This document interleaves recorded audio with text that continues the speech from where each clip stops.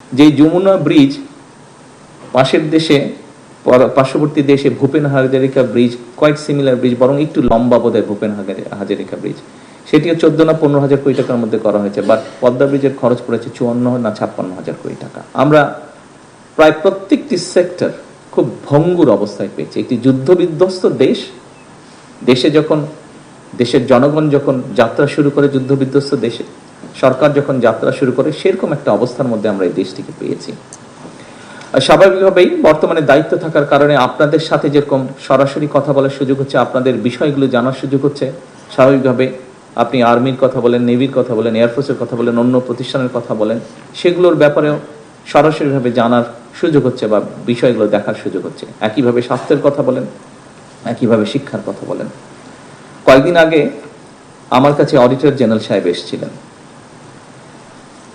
এটি আমি রাজনৈতিকভাবে উপস্থাপন করছি না, আমি বাস্তবতা তুলে ধরছি। আমি কাউকে রাজনৈতিকভাবে দোষারোপ করছি না। এদেশের নাগরিক আপনারা এদেশে বড় হয়েছেন, আপনাদের সন্তানরা এদেশে বড় হচ্ছে, সেজন্যই আমি কথাগুলো তুলে ধরছি, একজন নাগরিক হিসেবে নয়। অডিটর জেনারেল সাহেব যখন আসলেন, উনি আমাকে কতগুলো ওনাদের রিপোর্টের অনেকগুলো বিষয় তুলে ধরলেন। কিছু কিছু পরে আমি দেখলাম পত্রিকাতেও এসছে, খুব সম্ভবত সেক্রেটারিয়েটে আপনাদের কারো অনেকেই ধারণা আছে, বিশেষ করে যারা ওই এলাকাতে কাজ করছেন বা আপনারা মনিটর করছেন সবকিছু দেখছেন। আপনার ধারণা আছে যে আমার অফিস থেকে সেক্রেটারি যে অফিসে আমি বসে, এখান থেকে বের হলেই সাংবাদিকরা নিচে থাকে, যেই বের হচ্ছেন তাকে জিজ্ঞেস করেন। খুব সম্ভব সেভাবেই বোধহয় কথাটা বের হয়েছে। অডিটর জেনারেল সাহেব আমাকে অনেকগুলো বলার মধ্যে আমি খুব আশ্চর্য হয়েছি। আগে পত্রিকায় পড়েছিলাম, স্বাভাবিকভাবে পত্রিকায় ওভাবে না থাকলে অডিটর জেনারেল যেহেতু অডিট করেছেন, পরিষ্কারভাবে কথাগুলো ফুটে উঠেছে বা বেরিয়ে এসেছে, উনি যেহেতু ইনভেস্টিগেট করেছেন। রূপপুর সম্পর্কে উনি বলেছিলেন আমাকে যে রূপপুরে স্বাভাবিকভাবে যে প্রজেক্ট হয়েছে, সেখানে ফুল ফার্নিশ কোয়ার্টার তৈরি করা হয়েছে বিদেশি যারা আসবে তাদের জন্য। সেখানে বালিশ যখন কেনা হয়েছে, সেই বালিশের দাম ধরা হয়েছে 80,000 টাকা। আপনি একজন স্বাভাবিক মানুষ হিসেবে চিন্তা করতে পারেন কখনো কোনো বালিশের দাম পৃথিবীতে 80,000 টাকা হতে পারে? অস্বাভাবিক একটি ব্যাপার। সেখানে ফার্নিচার যেহেতু ছিল, ড্রেসিং টেবিল কেনা হয়েছে। এটি অডিটর জেনারেল সাহেবের কথা। যে ড্রেসিং টেবিল ওনার ধারণা 30-35 হাজার টাকার দাম, সেই ড্রেসিং টেবিলের দাম ধরা হয়েছে 4 থেকে 5 লক্ষ টাকা। এই রূপপুর প্রকল্পটি সিমিলার প্রকল্প আমাদের পাশের একটি দেশ করেছে, তাদের লেগেছে অ্যাবাউট খুব সম্ভবত 14,000 কোটি টাকার মতন।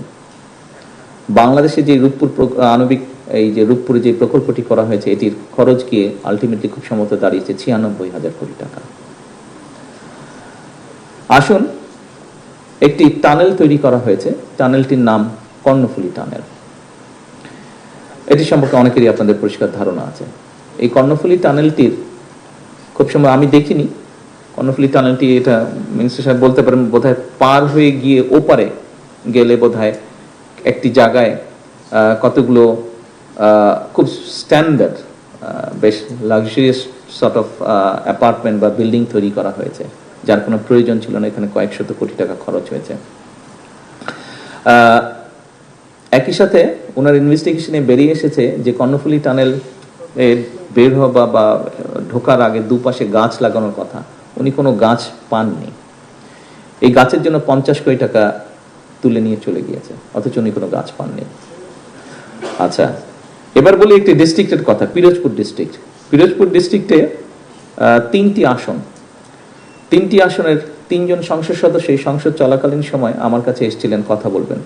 আমি খুব সংক্ষেপে শোনার পরে আমার মনে পড়লো যে কয়েক মাস আগে আর 7-8 মাস আগে মনে হয় ঘটনাটি পত্রিকায় পড়েছিলাম, কিছুটা ধারণা ছিল আমার। তো আমি বললাম যে সংসদ চলছে, ব্যস্ত আপনারা সবাই, আমরা ব্যস্ত, শেষ হলে আমি আপনাদের সময় দিচ্ছি। শেষ হওয়ার পরে গত এক সপ্তাহ আগে আমি ওনাদেরকে টাইম দিয়েছিলাম। এটিও পত্রিকায় এসেছে, পরের দিন আমি নিজেও দেখলাম পত্রিকায় এসেছে। যাই হোক, পিরোজপুর জেলা, অনেকেরই হয়তো সেখানে আপনারা গিয়েছেন আপনাদের দায়িত্ব পালন করার সময় বা দায়িত্ব পালন করেছেন। এলজিআরডি মন্ত্রণালয়ের ব্যাপারে ওনারা এসেছিলেন। স্বাভাবিকভাবে এলজিআরডি যেহেতু ভিতরে রাস্তাঘাটগুলো তৈরি করে মানুষের কষ্ট হচ্ছে, গত প্রায় 1 বছর ধরে কাজ সব বন্ধ আছে, উন্নয়ন করার কাজ, ফলে মানুষের চলাচলে অসুবিধা হচ্ছে। সেই জন্যই ওনারা এসেছিলেন যে কি করে কাজ শুরু করা যায়।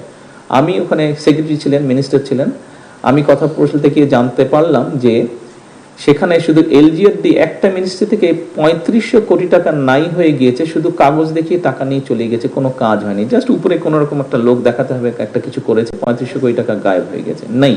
এবং লিটিগেশন হওয়ার কারণে সব কাজ বন্ধ হয়ে আছে। এইটা নিয়েই সমস্যাটা, কিভাবে এই সমস্যাটাকে জটটাকে ছুটিয়ে মানুষের জন্য কাজ করা যায়, রাস্তাঘাট নির্মাণ করা যায়। একটি ডিপার্টমেন্ট থেকে 3500 কোটি টাকা, এবং কথা প্রসঙ্গে তখন আমি জানতে পারলাম আরো কয়েকটি ডিপার্টমেন্ট মিলিয়ে একটি জেলাতে 6000 কোটি টাকা নেই।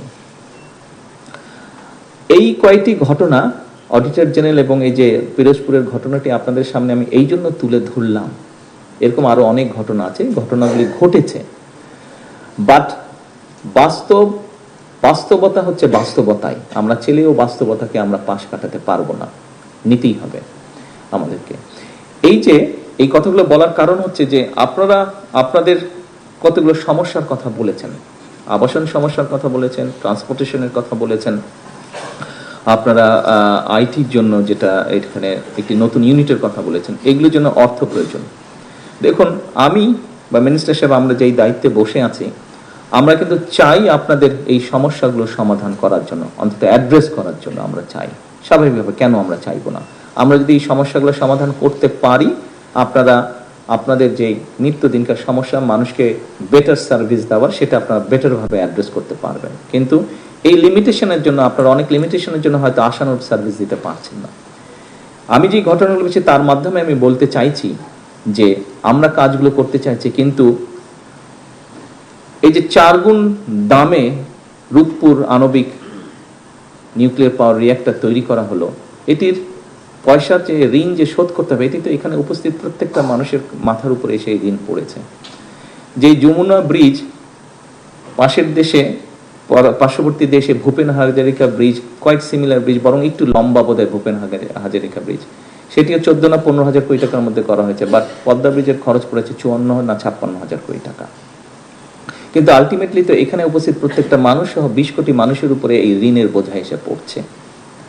আজকে যদি এই অপ্রয়োজনীয় খরচগুলো না হতো, তাহলে আপনাদের সহ আর্মির বলেন, এয়ারফোর্সের বলেন, নেভির বলেন, সহ শিক্ষা বলেন, স্বাস্থ্য বলেন, প্রত্যেকটি ক্ষেত্রে আমরা আরো বেটার কিছু করতে পারতাম, আমরা অনেক বেটার কিছু করতে পারতাম। বাট আমাদেরকে যেমন করতে হবে, আমরা অ্যাভয়েডও করতে পারবো না, এটাও বাস্তবতা।